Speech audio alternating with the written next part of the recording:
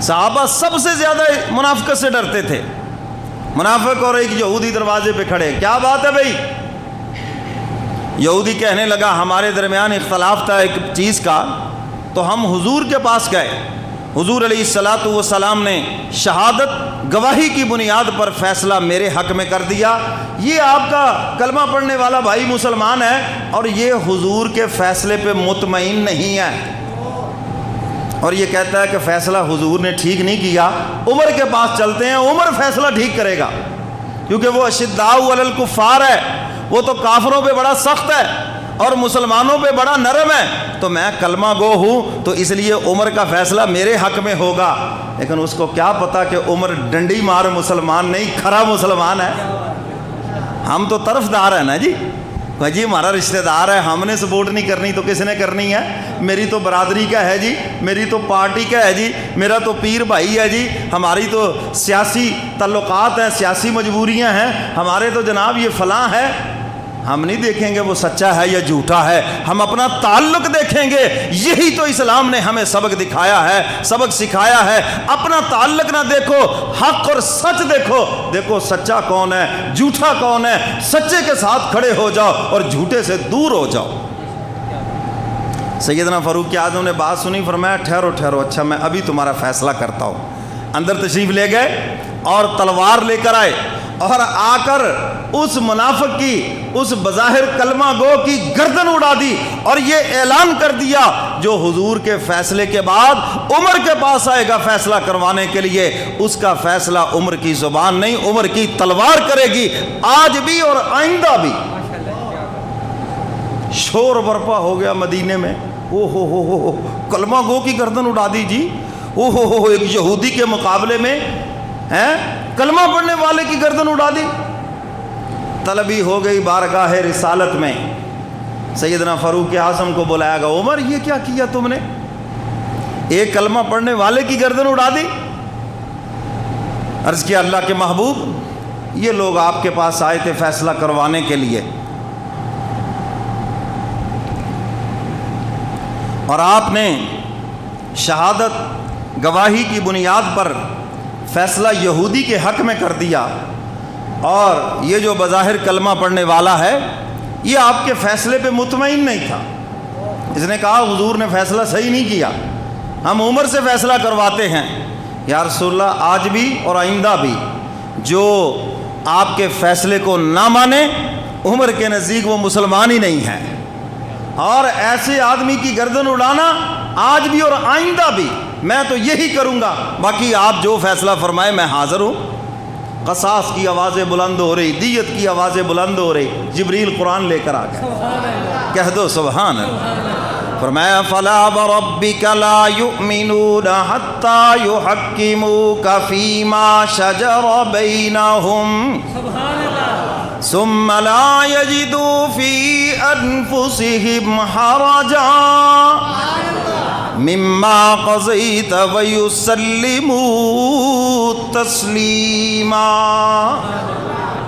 حق تعالیٰ فرماتے ہیں میرے محبوب یہ تو قانون اور ضابطے کی بات ہے، جو آپ کو حاکم نہیں مانتا ہم اس کو مومن نہیں مانتے. اور ایسے دل کے بیمار کی عمر کی تلوار نے اگر گردن اڑا دی ہے تو یہ عمر کا فیصلہ جذباتی نہیں ہے بلکہ آفاقی ہے. فرمایا ہمارا فیصلہ بھی یہ ہے، جو آپ کو حاکم نہیں مانتا ہم اس کو مومن نہیں مانتے. بس یہ فیصلہ صرف عمر کا ہی نہیں ہے، تیرے رب کا بھی یہی فیصلہ ہے. کہہ دو سبحان اللہ. تو فاروق اعظم کی رائے عرش بری سے قرآن بن کر آئی. سیدنا فاروق اعظم عرض کرتے ہیں کملی والے پیغمبر ابراہیم علیہ السلام نے سجدے کیے، گھر بنایا. میرا جی چاہتا ہے کہ خلیل کے سجدوں کی تائید میں ہم بھی 2 رکعت نماز نفل دوگانہ طواف پڑھیں. حضور نے فرمایا عمر بات تو تمہاری بہت اچھی ہے، مگر دیکھتے ہیں اگر اللہ کی طرف سے حکم آ جائے. ہے جی ادھر حضور نے یہ بات فرمائی، ادھر جبریل قرآن لے کر آ گئے. فرمایا واتخذوا من مقام ابراہیم مصلی. سب کہہ دو ماشاءاللہ. حق تعالیٰ فرماتے ہیں میرے محبوب عمر کو اجازت دے دیجئے مقام ابراہیمی پر 2 نفل ادا کریں اور پھر تمام زائرین حرم کے لیے میرا یہ قانون سنا دیجئے، آئندہ جب بھی میرے اس گھر کے طواف کے لیے آؤ، طواف کرنے کے بعد تمہیں 2 رکعت نماز دوگانہ طواف ادا کرنا ہوگا، ورنہ تمہارا طواف ہی نہیں ہوگا۔ تو فاروق اعظم کی رائے عرش بری سے قرآن بن کر آئی، کہہ دو سبحان اللہ۔ سیدنا فاروق اعظم رضی اللہ تعالیٰ عنہ دروازے پر دیکھا کہ ایک یہودی اور منافق کھڑے ہیں۔ اللہ اکبر، کیسے آنا ہوا؟ منافق کہنے لگا ہم ایک فیصلے کے لیے آپ کے پاس آئے ہیں۔ کلمہ پڑھتا تھا وہ، ظاہری طور پر کلمہ پڑھتا تھا، ہاں، اور یہ منافقین مدینہ سے شروع ہوئے۔ مکہ میں مخالفین تھے، مدینہ میں منافقین تھے، اور سورہ منافقون مدینہ میں نازل ہوئی۔ کلمہ بھی پڑھتے تھے، حضور کے پیچھے نماز بھی پڑھتے تھے، اور ٹوٹے پھوٹے جہاد میں بھی چلے گئے، ٹوٹے پھوٹے، لیکن اللہ نے نہ ان کا ایمان قبول کیا نہ ان کے اعمال قبول کیے۔ اور حضرات صحابہ کرام سب سے زیادہ منافقت سے ڈرتے تھے۔ حضرت حذیفہ بن یمان رضی اللہ تعالیٰ عنہ صحابی رسول ہیں، حضور علیہ الصلاۃ والسلام کے رازدار صحابی ہیں۔ حضور علیہ الصلاۃ والسلام نے ان کو مدینہ میں منافقین کے نام بتائے، 400 سے زیادہ منافقین تھے۔ حضور کی وفات کے بعد حضرات صحابہ کرام دیکھتے تھے حضرت حذیفہ جس کے جنازے میں شامل ہوتے، صحابہ بھی اس جنازے میں شامل ہوتے ہیں، اور جس جنازے میں وہ شامل نہ ہوتے سمجھتے کہ یہ منافق ہے، چونکہ حضور کے یہ رازداں صحابی ہیں، حضور نے ان کو بتایا ہے تو اس لیے ان کے جنازے میں شامل نہ ہوتے۔ سیدنا فاروق اعظم رضی اللہ تعالیٰ عنہ کا دور خلافت ہے، رات کی تاریکی میں تشریف لائے، دروازہ کھٹکھٹایا، حضرت حذیفہ باہر نکلے۔ امیر المومنین آپ مجھے حکم دیا ہوتا میں حاضر ہو جاتا، آپ رات کی تنہائی میں تنہا تشریف لائے۔ فرمایا حذیفہ ایک بات مجھے بتاؤ، حضور نے تمہیں منافقوں کے نام بتائے ہیں، کہیں ان ناموں میں عمر کا نام تو نہیں ہے؟ یہ ہے خوف خدا بندی۔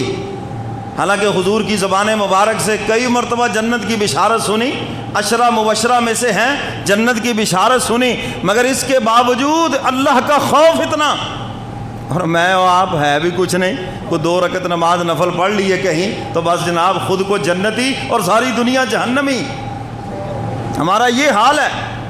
تو میرے محترم سامعین، سیدنا فاروق اعظم کہتے ہیں حذیفہ بس ٹو دی پوائنٹ مجھے جواب دو، یس نو میں، بس اور کوئی بات نہیں۔ حالانکہ سیدنا فاروق اعظم تو امیر المومنین تھے، یہ پوچھنا چاہیے تھا حضور نے تمہیں منافقین کے نام بتائے، مجھے بتاؤ تاکہ میں ان کا کلا کھما کروں، تاکہ ہم ان سے محتاط رہیں۔ باوجود امیر المومنین ہونے کے پوچھنے کا حق رکھتے تھے، مگر آپ نے یہ نہیں پوچھا کہ جس چیز کو حضور نے راز رکھا اس کو راز ہی رہنے دو، جب حضور نے ان کے قتل کا حکم نہیں دیا تو ہم ان کو قتل نہیں کریں گے، بس حذیفہ بتا دو کہیں ان ناموں میں عمر کا نام تو نہیں ہے۔ انہوں نے کہا امیر المومنین سراج اہل الجنہ، آپ تو جنت کے چراغ ہیں، آپ کا تو محل بھی حضور نے جنت میں دیکھا ہے اور آپ کو جنت کی میں نے کہا حذیفہ مجھے کوئی بات نہ بتاؤ، بس وہ بتاؤ جو میں پوچھ رہا ہوں۔ کہا امیر المؤمنین آپ کا نام نہیں ہے اس میں، بس یہ لفظ سنا اور الحمدللہ پڑھا اور چلتے بنے۔ صحابہ سب سے زیادہ منافقت سے ڈرتے تھے، منافق اور ایک یہودی دروازے پہ کھڑے، کیا بات ہے بھائی؟ نہیں مانتا حضور کو، حاکم نہیں مانتا، جو حضور کے فیصلے کو غلط سمجھتا ہے ہم تو اس کو ایمان والا ہی نہیں سمجھتے۔ حضور کے روضے میں جو شیخین مدفون ہیں یہ حضور کی اجازت سے ہیں یا بغیر اجازت کے؟ یہ اللہ کی اجازت سے ہیں، یہ ایسے ہی ہیں؟ کہتے جی زبردستی وہاں دفن ہو گئے۔ میں نے کہا یہاں بھی زبردستی دفن ہو گئے اور کل قیامت کے دن جنت میں بھی زبردستی چلے جائیں گے۔